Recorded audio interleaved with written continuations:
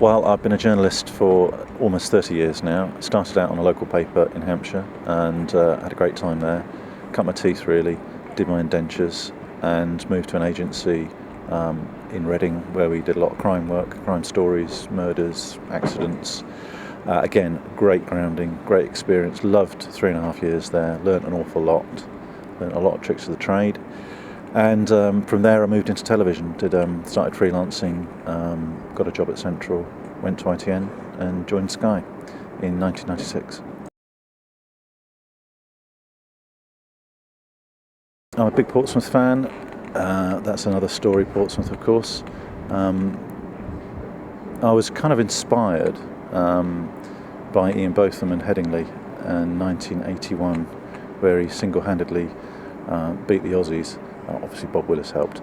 That's a great memory for me. Other great sporting memories was being in the Camp Nou when Manchester United won the European Cup in 1999. That was just so exciting, so thrilling. Obviously, journalist, you're neutral, but to be there was just a real kind of career high. No, it wasn't sports journalism to start out with. I used to watch my father work at home. He was in the business. He was an editor, and he would bring pages home to design and lay out. And I used to sit at the kitchen table and watch him put pages together, work out headlines, work out which bit of the picture to use. And I was transfixed. And I was probably 8 or 9, and I basically said to my dad, "I want to be a journalist."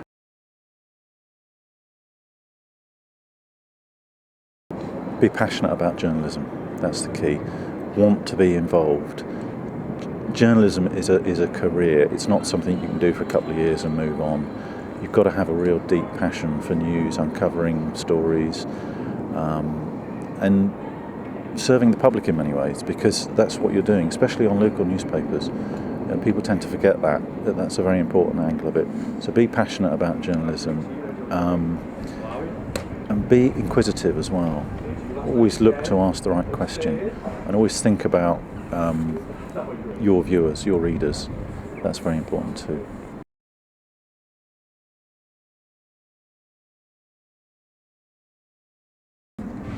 I think one of the big areas for sports coverage is youth sport participation. Sport's very much the heart of culture, if you like, and we have seen the power of sport to improve lives, but participation is a worry, is a concern, and I think for student journalists looking to develop stories, they could do worse than look at participation across a wide variety of sports.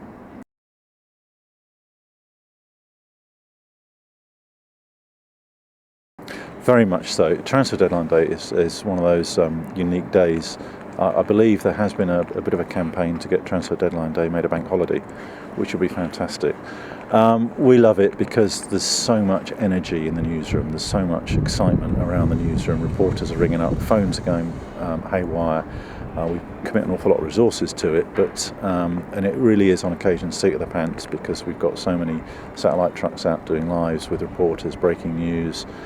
Often the best part of transfer deadline day is towards the end of the day, when the really big deals are coming through. I'm thinking back to Dimitar Berbatov joining Manchester United.